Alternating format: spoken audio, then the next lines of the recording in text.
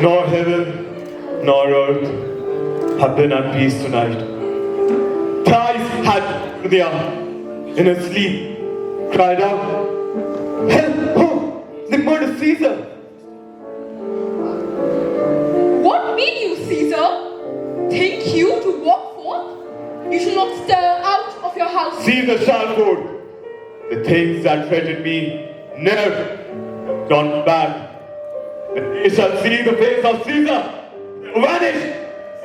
See, I never stood in ceremony. Yet now, they frighten me. There is one within. And besides the things that we have heard or seen, becomes the most horrid seen by watch. A lioness had wept in the streets, and the graves have yawned and yielded up their dead.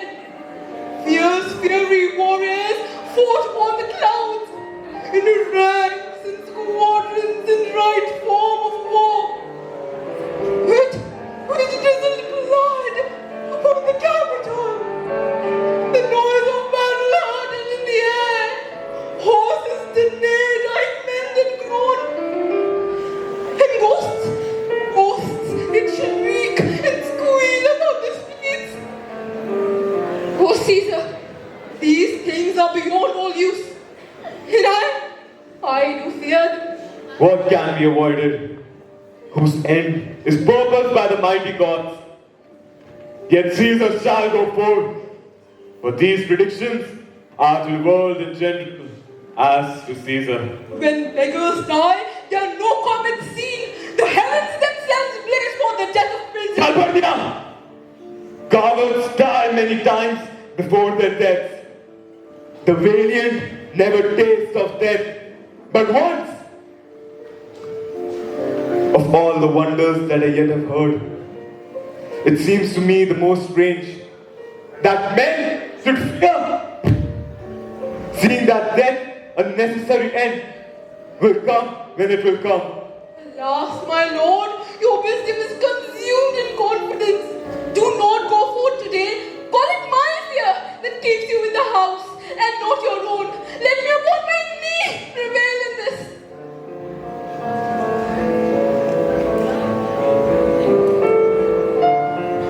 Mark Antony shall say that I am not well.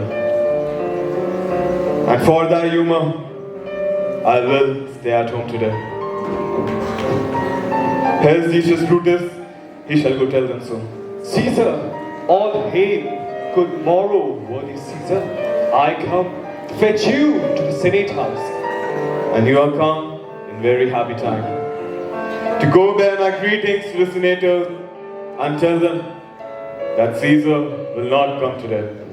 Say he is sick. Shall Caesar send a lie? Have I in conquest stretched mine arms so far to be afraid to tell greybeards the truth? No. Decius, go tell them Caesar will not come today. Most mighty Caesar, let me know some cause, lest I be laughed at when attempted so. Well, Calpurnia here, my wife, stays me at home. She dreamt tonight, she saw my statue, which, like a fountain within hundreds of outs, did run pure blood. And many lusty Romans came smiling and did bathe their hands in it. And these does she apply for warnings, portents, evil imminence. And she begged on her knees that I will stay at home today. Oh, Caesar, this dream is all a misinterpreted. It was a vision fair and fortunate. Your statue, spouting blood in many pipes, signifies that from you Great Rome shall suck reviving blood. That great men shall press for tinctures, stains, relics, and cognizance. This, by Calpurnia stream, is signified. And by this way, have you well expounded it? I have when you have heard what I can say, and know it now. The Senate have concluded to give this day a crown to mighty Caesar. You shall send them word you will not come. Their minds may change. Well, how foolish your fears seem now, Calpurnia. I'm ashamed I did yield to them. Go get me my robe, for I shall go meet the senators today. But Caesar! I said, get me my robe.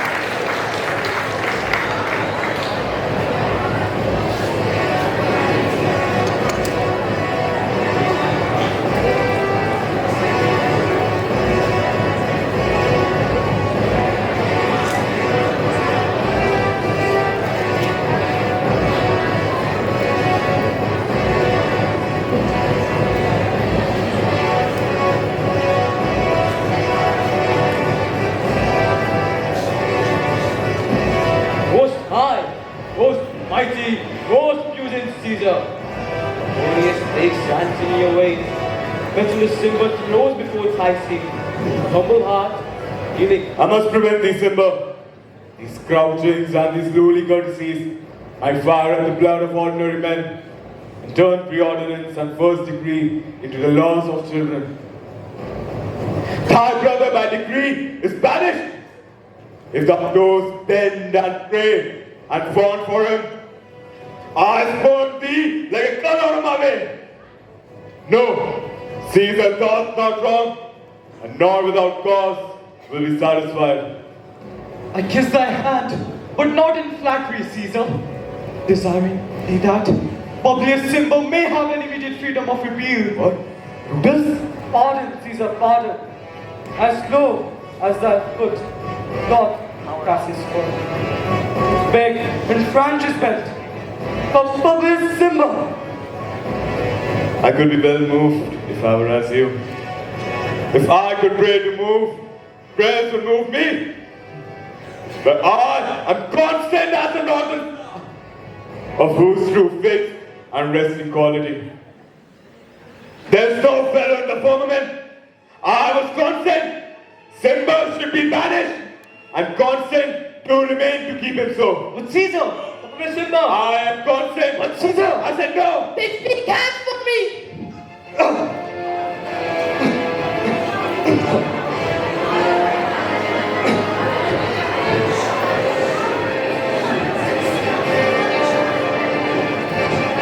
Brutus.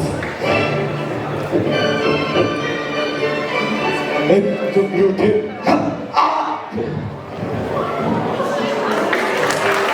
Caesar is dead.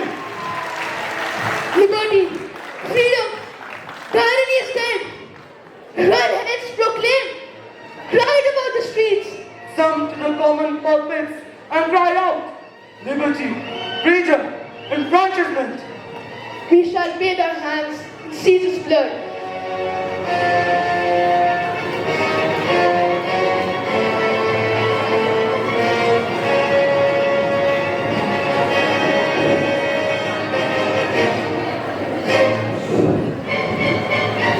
But here comes Antony. Welcome, Mark Antony. Oh, mighty Caesar, the sound is so low.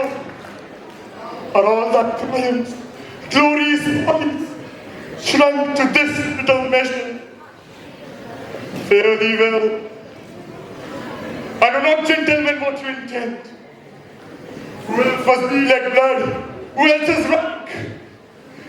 I myself There is no heart but Caesar's death. No instrument. Of our words as our swords may ditch the most noble blood of all this world. And to beseech you, you bear me hard now, whilst your purple hands do reek and smoke, fulfill your pleasure. Live 1,000 years, I shall not find myself so apt to die. Of death, please me so, as hereby Caesar, and by you cut off the masters and spirits of the saints. O Antony, beg not your death of us, for now we must appear bloody and cruel. Our hearts you see not, they are pitiful, and pity to the general wrong of Rome.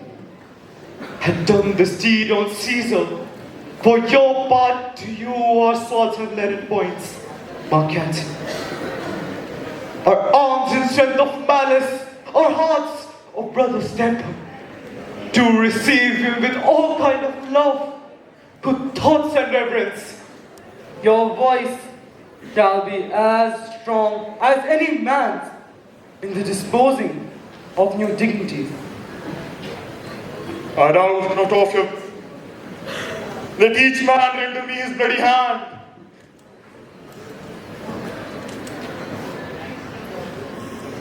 Till when all alas, the credit now stands on such slippery grounds, that in one of two bad ways you must conceive me, either a flatterer or a coward. That I did love thee, Caesar, oh, it's true. If thy spirit looks on us now, shall it not grieve thee dearer than my death? To see that Antony making his peace with thy foes, shaking the pretty hands of your killer's most noble presence. Thy foe. Mark Antony, Pardon me, my Cassius, if the enemies of Caesar shall say this, then in a this cold modesty. I blame you not for praising Caesar, sir. But what compact mean you to have with us? Will you be brick in number of our friends? And so I took your hands, but was indeed swayed from the point of looking down on Caesar. Friends, I love you all. I love you all. The hope that you will give me reasons as to why Caesar is dangerous.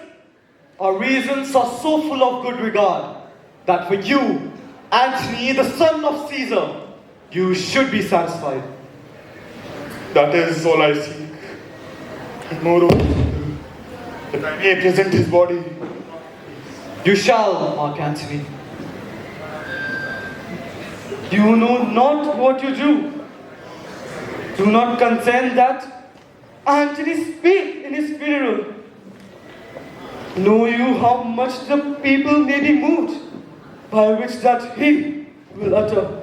By your pardon, I will myself into the pulpit first and show the reason of our Caesar's death. What Antony shall speak, I will protest.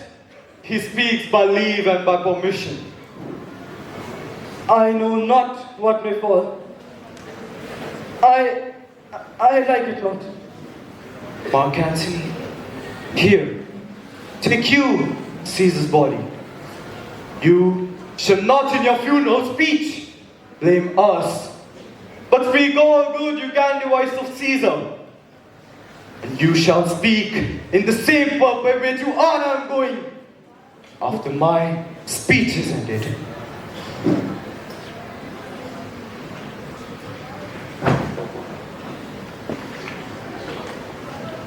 Oh, pardon me, thou bleeding piece of earth, that I am meek and gentle with these butchers.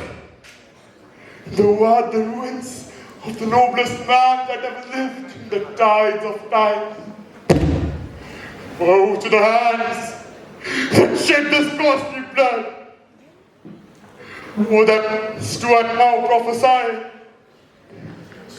like the mouths to walk their ruby lips, the voice that winds of my tongue. A curse shall light upon the limbs of all men. Domestic fury and fierce civil strife shall come around the parts of Italy. Little destruction shall be so in use, and for long and so familiar, that mothers shall smile when they behold their infants quartered with the hand of war. All pity choked with some pain. Caesar's spirit, ranging for revenge, with Antony by his side come hot, shall in these confines, with the monarch's voice cry havoc, and let slip the dogs of war, that this deed shall swell above the earth, with carrion men, groaning for burial.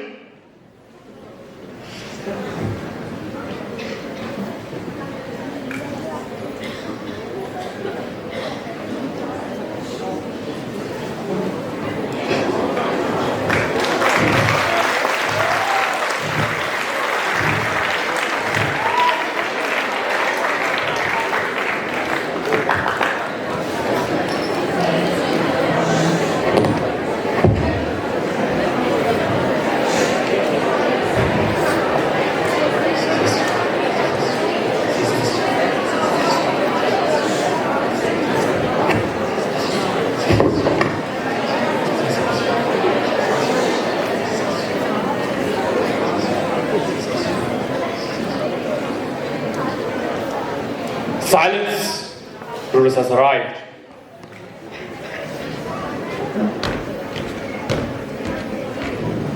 No, but Brutus is ascended! Silence! We will be satisfied. Let us be satisfied. Romans, countrymen, and lovers, be patient till the last, and be silent. Hear me for my cause, that you may hear. Believe me for mine honor, and have respect to my honor, that you may believe.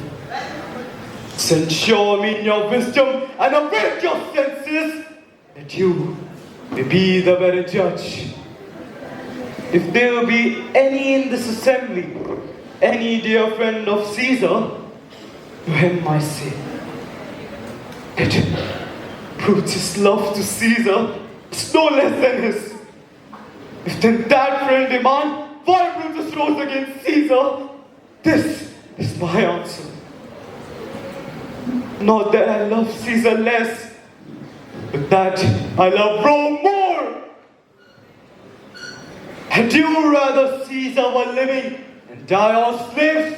No, yes, no. Caesar were dead to live all free men. Yes, Brutus, yes. Caesar loved me. I weep for him. As he was fortunate, I rejoice at it. As he was valiant, I honor him. But as he was ambitious, I slew him. There is tears for his love, joy for his fortune, and honor for his failure, but death for his ambition. Who is here so base that would be a bondman? If any speak, for him have I offended. Who is here so rude that will not be a Roman? If any speak, for him have I offended. Who is here so one that will not love his country, if any? Speak, for him have I offended. I pause for a reply. None. None. Then none have I offended. I shall do no more to Caesar than you shall do to Brutus. The question of his death is annulled in the Capitol, his glory not extenuated. Where he was worthy, nor his offenses enforced, for which he suffered death. Here comes his body, mourned by Mark Antony, who though he had no hand in his death, but shall receive the benefit of his time. A place in the commonwealth, as which of you shall not, With this, I depart. As I slew my best lover for the good of Rome,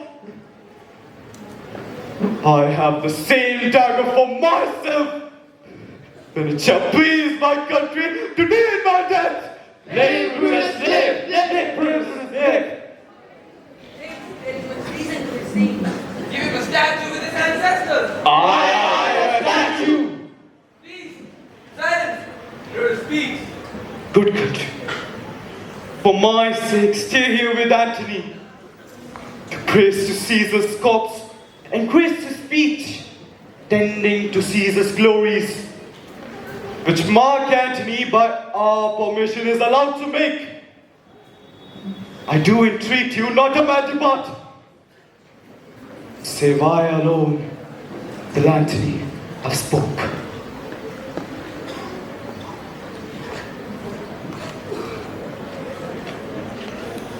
Friends, Romans, This Caesar was a tyrant. I am a tyrant! Nay, that's so. Bless that Romans, rid of him! Yes, rid of him! Caesar's better part shall be crowned in Brutus. Hail Brutus, hail Brutus, hail Brutus, hail Brutus, hail Brutus! Great Romans countrymen, lend me your ears. I've come to bury Caesar, not to praise him. The evil that men do lives after them. The good is often interred with their bones, so let it be with Caesar. The noble Brutus had told you that Caesar was ambitious. If it was so, it was a grievous fault, and grievously had Caesar answered it, here under the leave of noble Brutus and the rest. For Brutus is an honorable man, and so are they all honorable men. Come I to speak in Caesar's funeral. He was my friend, faithful and just to me. Yet Brutus says he was ambitious, and Brutus is an honorable man. He had brought home many captives, the ransoms of whom did the general coffers fill. Did this in Caesar seem ambitious? When the poor had cried, Caesar had wept. Ambition should be made of sterner stuff, yet Brutus dares to say that Caesar was ambitious. And Brutus is an honorable man. You all did see, thrice at the recall, I presented him the kingly crown, and thrice he refused it. Was this ambition? Yet Brutus says he was ambitious, and sure, Brutus is an honorable man. I have come not to disprove what Brutus spoke, but I am here to speak what I do know. You all did love him, not without cause. What cause will hold you then to mourn for him? Oh, judgment thou art fled to brutish beasts, and men have lost their reason. Bear with me, friends. My heart is in the coffin with Caesar, and I must pause till it comes back to me. Reason to his name. Though consider rightfully of the matter, Caesar has and prayed not. Has he, masters? I fear that the worst come in his place. Silence! Noble Antony speaks again. But yesterday, the word of Caesar might have stood against the world. Now lies he there, and none so poor to do him reverence. Oh, masters, if I were disposed to stir your hearts to mutiny and rage, I should do Brutus wrong and Cassius wrong, who we all know are such honorable men. I will not do them wrong. I rather choose to wrong the dead, to wrong myself and you, than I will wrong such honorable men. But I have a parchment which I found in Caesar's closet. It was his will. Let but the common hear the testament, which, pardon me, I do not mean to read. And they would go and castigate Caesar's wounds, dip their napkins in his sacred blood, Ye beg a hair of him for memory and die. Mention it within their wills, bequeathing it as a rich legacy unto their issue. We will hear the will, Master Antony. Read it. Read it! Have patience, friends. I must not read the will. It is not me to know how Caesar loved you. You are not wood, you are not stone, but men. And being men, the will of Caesar, it will inflame you, it will make you mad. It's good you know not that you are a Zeus. For if you should know what would come of it. Read the will, Antony. The will. Read it. You will compel me then to read the will. Then come and I shall show you that who made this will. Come forth.